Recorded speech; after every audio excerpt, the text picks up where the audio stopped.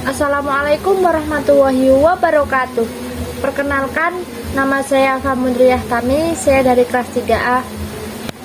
Di sini saya akan membuat tugas UAS, yaitu membuat vlog tentang materi yang berjudul akhlak. Akhlak itu sesuatu yang sering kita dengar, mudah untuk diucapkan, akan tetapi sulit untuk dilakukan.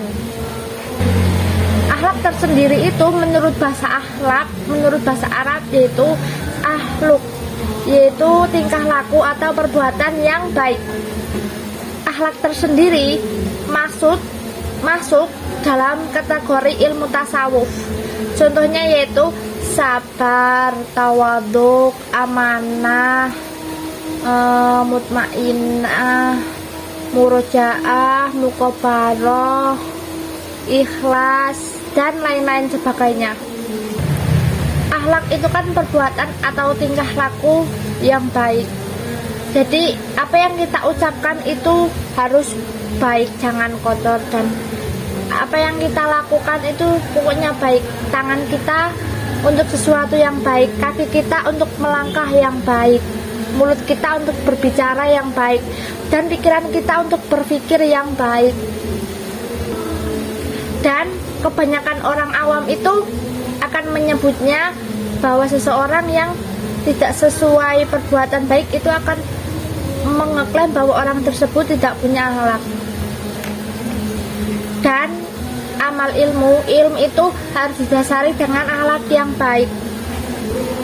Karena kalau tidak didasari dengan akhlak yang baik, orang awam akan mengatakan bahwa seseorang itu ilmunya sangat tinggi, akan tetapi akhlaknya sangat minim, dan orang-orang tidak akan merespon apa yang ia bicarakan dan apa yang ia lakukan. Itu orang awam itu tidak akan menyontohnya dikarenakan akhlak orang tersebut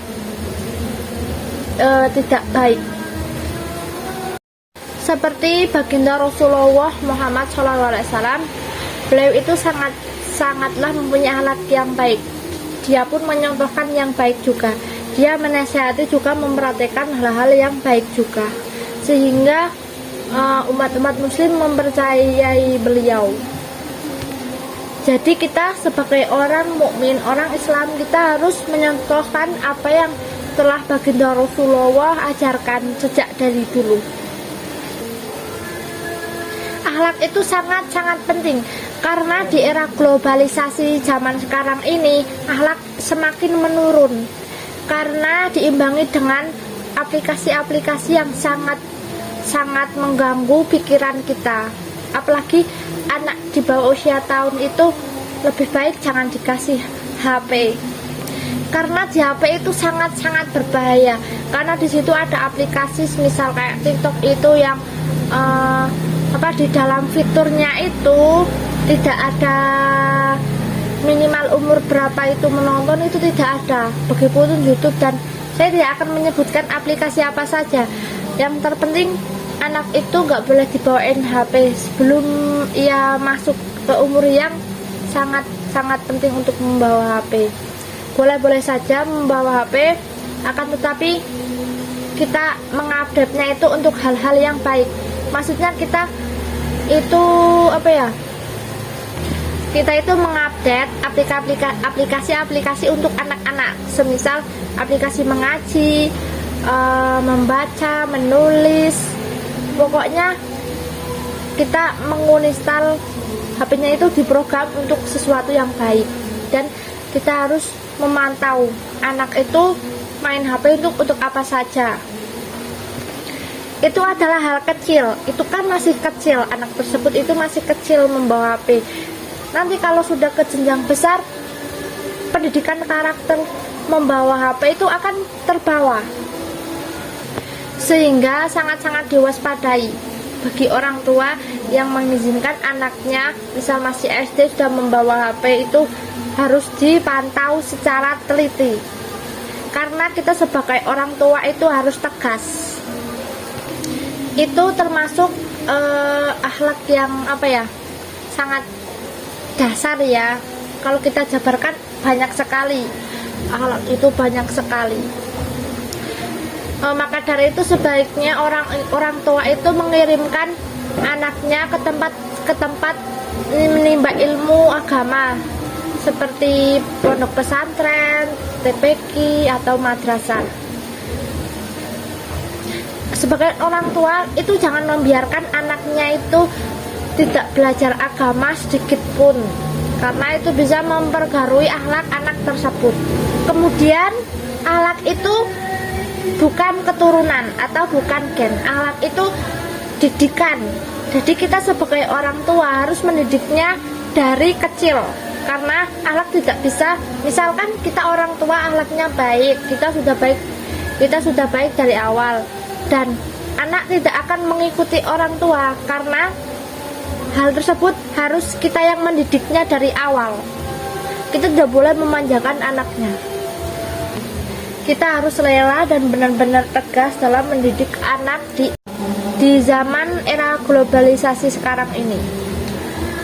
Itu karena kenapa saya menjelaskan akhlak itu meranah ke anak-anak, karena akhlak itu hal dasar, hal pertama yang harus kita miliki, kemudian baru ilmu, dan kemudian kedua-keduanya itu harus imbang.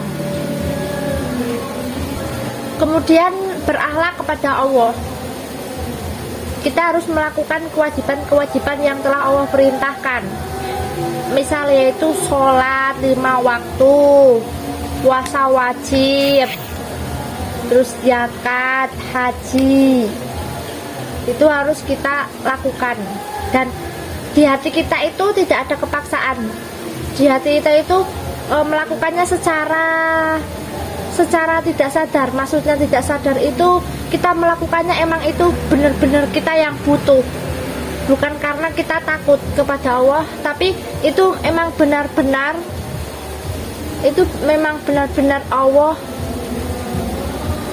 telah mewajibkan bagi seorang muslim itu melakukan tersebut, dan kemudian melaksanakan sunnah-sunnahnya Allah. Itu akhlak. Maksudnya kita itu dihadap baik di hadapan Allah Subhanahu wa Ta'ala. Kita melakukannya dengan rasa ridho, rasa ikhlas. Itu termasuk akhlak kepada Allah. Kemudian akhlak kepada Rasulullah, kita menyontoh apa yang telah Rasulullah lakukan semasa hidupnya. Misal sunnah-sunnah Rasulullah itu harus kita lakukan, seperti banyaklah, pokoknya banyak. Hanya itu yang saya bisa sampaikan tentang akhlak. Apabila ada kata kekurangan yang salah serta kurang, dimaafkan. Mohon maaf sebesar-besarnya, karena saya juga sedang belajar. Akhlak itu tidak untuk anak kecil saja. Sebagai orang tua pun kita harus belajar akhlak, membuat kita lebih baik sendiri.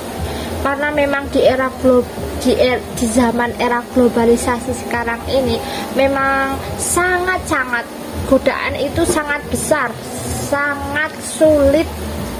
Maka dari itu dimaklumi ya. Wabillahi taufiq wal hidayah. Wassalamualaikum warahmatullahi wabarakatuh.